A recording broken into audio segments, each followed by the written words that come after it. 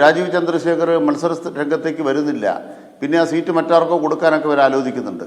ഫലത്തിൽ ഇടതുപക്ഷ ജനാധിപത്യ മുന്നണിയും ഐക്യജനാധിപത്യം തമ്മിലുള്ള നേരിട്ടുള്ളൊരു യുദ്ധത്തിലേക്കാണ് നിലമ്പൂർ മാറുന്നത്.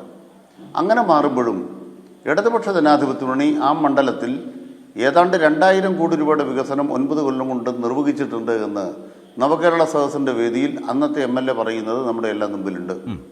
അത് ദേശീയപാത അടക്കം നമുക്ക് കാണാൻ കഴിയുന്ന കാര്യമാണ്. അതുകൊണ്ട് LDFനെ സംബന്ധിച്ചിടത്തോളം ആ മണ്ഡലത്തിലെ മുഴുവൻ ജനങ്ങളും കേരളത്തിന് വേണ്ടി വോട്ട് ചെയ്യണം. അതാണ് ഞങ്ങളുടെ അഭ്യർത്ഥന. CPMൻ്റെ അഭ്യർത്ഥന അവിടുത്തെ ജനങ്ങൾ കേരളത്തിന് വേണ്ടി വോട്ട് ചെയ്യണം.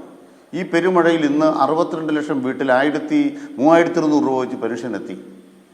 ആ നന്മ തുടരണമെങ്കിൽ 4 ലക്ഷം പേർക്കാണ് പട്ടയം കിട്ടിയത്. UDFനെ സംബന്ധിച്ചിടത്തോളം കാട്ടിൽ നിന്നൊരു ആന ഇറങ്ങിയാൽ ഇല്ലെങ്കിൽ ഒരു കടുവ അവരുടെ ടെറിട്ടറിയിൽ നിന്ന് പുറത്തു പോയി കഴിഞ്ഞാൽ പിന്നെ ആ കടുവ പുറത്തിറങ്ങി കഴിഞ്ഞാൽ പിന്നെ ഗതിയില്ലാത്ത കടുവയാണ്. ഗതിയില്ലാത്ത കടുവ ചിലപ്പോൾ മനുഷ്യനെ ആക്രമിക്കും. ഇത്തരം കാര്യങ്ങൾ വീണ് കിട്ടുന്ന ഉപയോഗിച്ചുകൊണ്ട് അതിലൂടെ എന്തെങ്കിലും ചെയ്യാൻ കഴിയുമോ? ഇപ്പോൾ ദേശീയപാതയിൽ മഴക്കാലത്ത് വിള്ളലുണ്ടായി. ദേശീയപാത ഇന്ത്യ മുഴുവൻ പണിയുന്ന ഇന്ത്യ ഗവൺമെൻറ്റാണ്. അവർ തന്നെ കരാറുകാരെ നിശ്ചയിച്ചിരിക്കുകയാണ്. അവർ തന്നെ നിർമ്മാണം നടത്തുന്ന തത്വ പ്രതിസന്ധികളുണ്ടായി. നരേന്ദ്രമോദി തന്നെ ഉദ്ഘാടനം ചെയ്ത പല സ്ഥലങ്ങളിലും അതിൻ്റെതായ ദുരന്തങ്ങളും പിന്നീടുണ്ടായിട്ടുണ്ട്. അപ്പോൾ അതൊന്നും കേരള സർക്കാരിൻ്റെ തലയിൽ വെച്ച് കെട്ടാനാവില്ല. അപ്പോൾ കേരള സർക്കാരിൻ്റെ തലയിലേക്ക് ഇത്തരം കാര്യങ്ങൾ വെച്ച് കെട്ടി സർക്കാരിനെ ആക്ഷേപിക്കാൻ കഴിയുമോ എന്നുള്ള പരീക്ഷണം മാത്രമാണ് UDF നടത്തിക്കൊണ്ടിരിക്കുന്നത്.